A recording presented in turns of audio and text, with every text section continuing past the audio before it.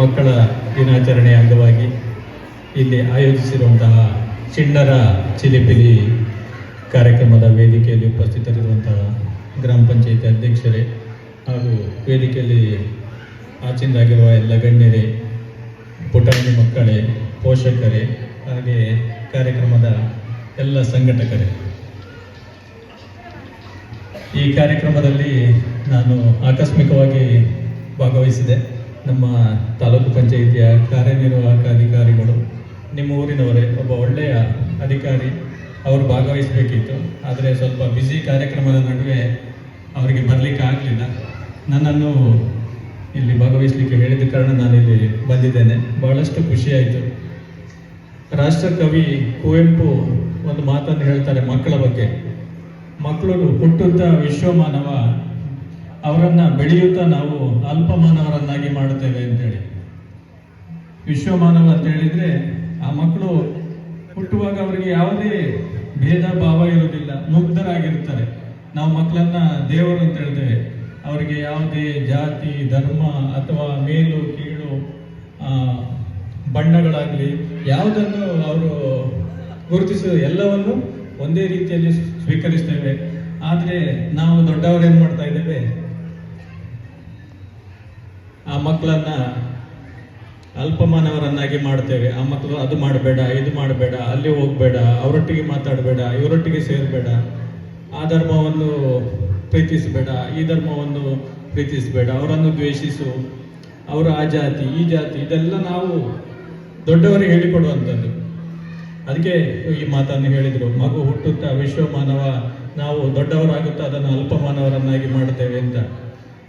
ಇಂದಿನ ದಿನಕ್ಕೆ ಅದು ಬಹಳ ಪ್ರಸ್ತುತ. ಯಾಕೆಂತ ಹೇಳಿದರೆ ನಾವು ಮಕ್ಕಳನ್ನು ಒಂದು ಫ್ಯಾಕ್ಟ್ರಿಯಲ್ಲಿ ತಯಾರಿಸುವ ವಸ್ತುವಿನ ರೀತಿ ಬೆಳೆಸ್ತಾ ಇದ್ದೇವೆ.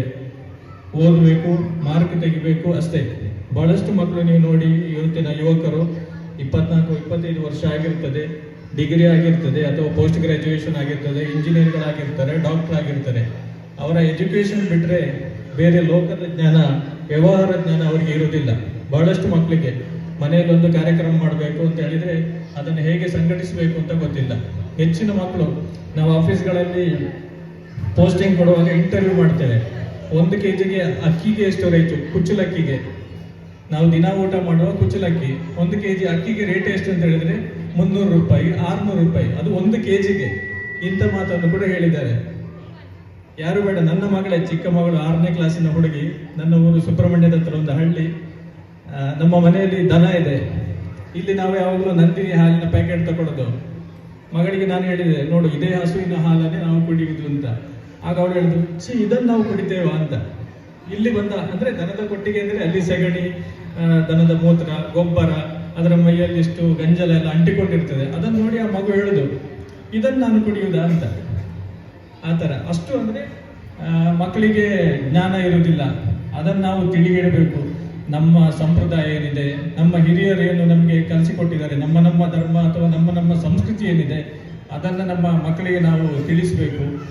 ಹಿಂದಿನ ಕಾಲದ ಆಚಾರ ವಿಚಾರ ಪದ್ಧತಿಗಳೇನಿದೆ ಅದು ಬಹಳಷ್ಟು ಉತ್ತಮವಾಗಿದೆ. ಅದನ್ನು ನಾವು ವೈಜ್ಞಾನಿಕವಾಗಿ ಸಾಬೀತುಪಡಿಸಲಿಕ್ಕೆ ಆಗದೇ ಇದ್ರೂ ಅದು ಸರಿ ಇಲ್ಲ, ಇದು ಸರಿ ಇಲ್ಲ, ಮೂಢನಂಬಿಕೆ ಅಂತ ಹೇಳುವಂಥದ್ದು ತಪ್ಪು. ಯಾಕೆಂತ ಹೇಳಿದ್ರೆ ಇವತ್ತಿನ ದಿನಗಳಲ್ಲಿ ನೀವು ನೋಡ್ಬೋದು, ಹಳೆಯ ಕಾಲದ ಆಯುರ್ವೇದ ಪದ್ಧತಿ ಈಗ ಮತ್ತೆ ಮುಂದುವರಿತಾ ಇದೆ. ಯೋಗಾಭ್ಯಾಸ ಇರ್ಬೋದು, ಅದು ಕೂಡ ಮುಂದುವರಿತಾ ಇದೆ. ಹಾಗಿರುವ ಕಾರಣ ತಲಾಂತರಗಳಿಂದ, ಸಾವಿರಾರು ವರ್ಷಗಳಿಂದ ಬೆಳೆದು ಬಂದಂತಹ ಈ ಒಂದು ನಮ್ಮ ಹಿರಿಯರು ಬೆಳೆಸಿಕೊಂಡು ಬಂದಿರುವಂತಹ ಪದ್ಧತಿ ವಿಚಾರಗಳನ್ನು ನಮ್ಮ ಮಕ್ಕಳಿಗೆ ನಾವು ತಿಳಿ ಹೇಳಬೇಕು. ಅದರ ಜೊತೆಗೆ ಮಕ್ಕಳು ಸಮಾಜದಲ್ಲಿ ಬೆರೀಬೇಕು. ಬಹಳಷ್ಟು ಇವತ್ತಿನ ಸಮಾಜ ಮಕ್ಕಳನ್ನು ಕೆಟ್ಟ ವಿಚಾರಗಳಿಗೆ ಎಳೆದುಕೊಂಡು ಹೋಗ್ತಾ ಇದೆ. ದಿನನಿತ್ಯ ನೀವು ಟಿವಿಯಲ್ಲಿ, ಪತ್ರಿಕೆಯಲ್ಲಿ ನೋಡ್ಬೋದು, ಹೆಣ್ಣು ಮಕ್ಕಳಿರ್ಬೋದು, ಗಂಡು ಮಕ್ಕಳಿರ್ಬೋದು, ಪುಟಾಣಿ ಮಕ್ಕಳಿರ್ಬೋದು, ಮಾದಕ ವ್ಯಸನಗಳಿರ್ಬೋದು, ಅಥವಾ ಅಪ್ರಾಪ್ತ ಮಕ್ಕಳು ಕೂಡ ಬೇರೆ ಬೇರೆ ದುಶ್ಚಟಗಳಿಗೆ ಬಲಿಯಾಗಿ ಮುಂದೊಂದು ದಿವಸ ಪತ್ರಿಕೆಗಳಲ್ಲಿ, ಟಿವಿಯಲ್ಲಿ ಬರುವಾಗಲೇ ಗೊತ್ತಾಗೋದು. ನೀವು ನೋಡಿರ್ತೀರಿ, ಮಕ್ಕಳನ್ನು ಪೊಲೀಸ್ನವರು ಅರೆಸ್ಟ್ ಮಾಡಿರ್ತಾರೆ ಅಥವಾ ಇನ್ಯಾರೋ ಅರೆಸ್ಟ್ ಮಾಡಿ ಟಿವಿಯಲ್ಲಿ ಬಂದಾಗ, ಅಥವಾ ಟಿವಿಯವರು ಹೋಗಿ ಇಂಟರ್ವ್ಯೂ ಮಾಡ್ತಾರೆ ಪೋಷಕರನ್ನ, ನನ್ನ ಮಗ ಹೀಗೆ ಮಾಡಿದ್ದಾನೆ ಅಂತ ನನಗೆ ಗೊತ್ತೇ ಇಲ್ಲ, ಅವನನ್ನು ನೀವು ಗಲ್ಲಿಗೆ ಇರಿಸಿ ಪರವಾಗಿಲ್ಲ ಅಂತ ಒಂದು ಅಪರಾಧ ಮಾಡಿದ್ದಾನೆ ಅಂತ ನೀವು ಟಿವಿಯಲ್ಲಿ ನೋಡಿರ್ಬೋದು. ಅಂದರೆ ಮಕ್ಕಳು ಏನು ಮಾಡ್ತಾರೆ, ಇವತ್ತಿನ ಮೊಬೈಲ್ ಹಿಡ್ಕೊಂಡು ಯಾರೂ ನೋಡೋದಿಲ್ಲ. ನಿನ್ನೆ ಮೊನ್ನೆ ನಿನ್ನೆ ಮಕ್ಕಳ ದಿನಾಚರಣೆ ಇತ್ತು, ನಿನ್ನೆಯ ಪೇಪರ್ ಇರ್ಬೋದು, ಮೊನ್ನೆಯ ಪೇಪರ್ ಇರ್ಬೋದು. ಮೊಬೈಲ್ ಬಳಕೆಗೆ ಮಕ್ಕಳನ್ನ ಹೇಗೆ ಕಂಟ್ರೋಲ್ ಮಾಡಬೇಕು ಪೇರೆಂಟ್ಸ್ ಅಂತ ಹೇಳುವಂಥದ್ದನ್ನು ಬಹಳ ಒಳ್ಳೆಯ ಆರ್ಟಿಕಲ್ಗಳನ್ನು ಪೇಪರಲ್ಲಿ ಕೊಟ್ಟಿದ್ದಾರೆ. ನಾವು ಇವತ್ತು ಮಕ್ಕಳನ್ನ ಏನು ಮಾಡ್ತೇವೆ, ಮಕ್ಕಳು ಅಳ್ತಾರೆ, ಮಕ್ಕಳು ಕಿರಿಕಿರಿ ಮಾಡ್ತಾರೆ ಅಂತ ಹೇಳಿದರೆ ನಾವು ಅವರಿಗೆ ಸುಮ್ಮನೆ ಮೊಬೈಲ್ ಕೊಟ್ಟು ಅವರನ್ನು ಕೂರಿಸ್ತೇವೆ. ಮಕ್ಕಳು ಊಟ ಮಾಡಬೇಕು ಅಂತ ಹೇಳಿದ್ರು ಮಕ್ಕಳ ಕೈಯಲ್ಲಿ ಮೊಬೈಲ್ ಕೊಡ್ತಾ ಇದ್ದೇವೆ. ಆದರೆ ಆ ಮೊಬೈಲ್ ಹಿಡ್ಕೊಂಡು ಮಕ್ಕಳು ಒಂದು ಸೈಡಲ್ಲಿ ಕೂತ್ಕೊಂಡು ಅಥವಾ ರೂಮಲ್ಲಿ ಬಾಗಿಲು ಹಾಕೊಂಡು ಏನು ಮಾಡ್ತಾರೆ ಅಂತ ಗೊತ್ತಾಗೋದಿಲ್ಲ. ಅವರಿಗೆ ಅದರ ಜ್ಞಾನ ಇರುವುದಿಲ್ಲ, ಪರಿಣಾಮ ಏನಾಗ್ತದೆ ಅಂತ. ಮುಂದೆ ಅದು ತುಂಬ ವಿಪರೀತಕ್ಕೆ ಹೋದಾಗ ನೀವು ಆ ಮಕ್ಕಳನ್ನು ಕಂಟ್ರೋಲ್ ಮಾಡಲಿಕ್ಕೆ ಆಗೋದಿಲ್ಲ. ಎಷ್ಟೋ ಮಕ್ಕಳ ಕೈಯಿಂದ ನೀವು ಮೊಬೈಲ್ ಬಿಡಿಸಿದ್ರೆ ಆತ್ಮಹತ್ಯೆ ಮಾಡಿಕೊಂಡಂತಹ ಪ್ರಕರಣಗಳು ಕೂಡ ಇದೆ. ಆದ ಕಾರಣ ಮೊಬೈಲ್ ಬಳಕೆ ಇರಲಿ, ಒಳ್ಳೆಯ ಉದ್ದೇಶಕ್ಕೆ ಬಳಕೆ ಮಾಡಲಿ. ಬಳಕೆ ಮಾಡುವಾಗ ಅದು ನಿಮಗೆ ಪೇರೆಂಟ್ಸಿಗೆ ಗೊತ್ತಿರಬೇಕು, ನನ್ನ ಮಕ್ಕಳು ಏನನ್ನು ನೋಡ್ತಾರೆ, ಅವರ ನಂಬರ್ ಲಾಕ್ ಇರ್ಬೋದು, ಅದೆಲ್ಲವನ್ನು ನೀವು ತೆಗೆದು ಆಗಾಗ ಚೆಕ್ ಮಾಡಬೇಕು. ಅವರಿಗೆ ವಾರ್ನಿಂಗ್ ಕೂಡ ಕೊಡಬೇಕಾಗತ್ತೆ. ಅದರ ಜೊತೆಗೆ ಈ ಮಕ್ಕಳು ಸಮಾಜದಲ್ಲಿ ಯಾವ ರೀತಿ ಬೆರಿಬೇಕು, ಹಿರಿಯರಿಗೆ, ಶಿಕ್ಷಕರಿಗೆ ಅಥವಾ ವಿಕಲಚೇತನರಿಗೆ ಗೌರವ ಕೊಡುವಂಥದ್ದು,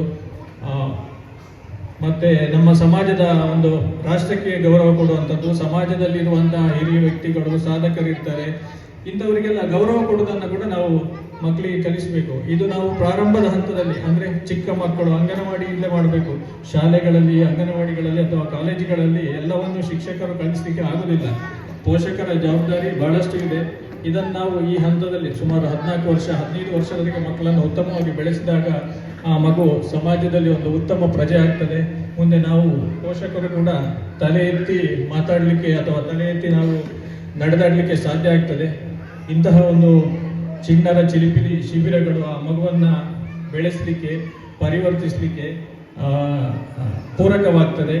ಒಳ್ಳೊಳ್ಳೆಯ ಸಂಪನ್ಮೂಲ ವ್ಯಕ್ತಿಗಳು ಬಹಳ ಚೆನ್ನಾಗಿ ಮಾತಾಡಿದರು ಕೂಡ, ಮತ್ತು ನಾನು ಕೆಲವು ನೋಡಿದೆ ಉತ್ತಮವಾದಂತಹ ಕಾರ್ಯಕ್ರಮಗಳು. ಇಂಥ ಚಟುವಟಿಕೆಗಳಲ್ಲಿ ಮಕ್ಕಳನ್ನು ನೀವು ತೊಡಗಲಿಕ್ಕೆ ಅವಕಾಶ ಕಲ್ಪಿಸಿದಾಗ ಆ ಮಕ್ಕಳು ಕೆಟ್ಟ ಚಟಗಳಿಗೆ, ಮೊಬೈಲ್ಗಳಿಗೆ ದಾಸರಾಗುವುದು ಬಿಟ್ಟು ಅವರಲ್ಲಿರುವ ಕಲೆಯ ಬೆಳವಣಿಗೆಗೆ ಅದು ಪೂರಕವಾಗ್ತದೆ.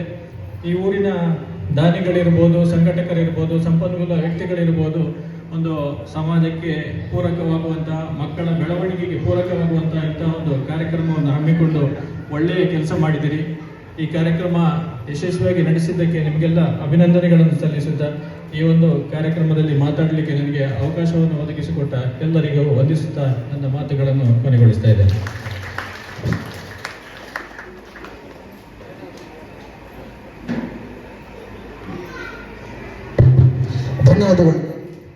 ಧನ್ಯವಾದಗಳು ಸರ್. ಶಿಕ್ಷಣ ಅಂದರೆ ಪುಸ್ತಕದ ಅಕ್ಷರಗಳಷ್ಟೇ ಅಲ್ಲ, ಬದುಕುತ್ತಾ ಕಲಿಯುತ್ತಾ ಜೊತೆಗೆ ಕಲಿಯುವುದೇ ಶಿಕ್ಷಣ ಅನ್ನೋದನ್ನು ಮಾರ್ಮಿಕವಾಗಿ ಹೇಳಿದ್ದೀರಿ. ನಿಮಗೆ ಮತ್ತೊಂದು ಸಾರಿ ಎಲ್ಲರ ಪರವಾಗಿ ಅಭಿನಂದನೆ ಸಲ್ಲಿಸುತ್ತಾ, ನಮ್ಮ ಜೊತೆ ಶ್ರೀಯುತ ಹರೀಶ್ ಭಟ್ಟಿ ಮತ್ತು ಮಧುಸೂದನ್ ಅವರಿದ್ದಾರೆ. ಅವರು ಬಹಳ ತುರ್ತು ಕಾರ್ಯದ ನಿಮಿತ್ತ ಇದ್ದಾರೆ.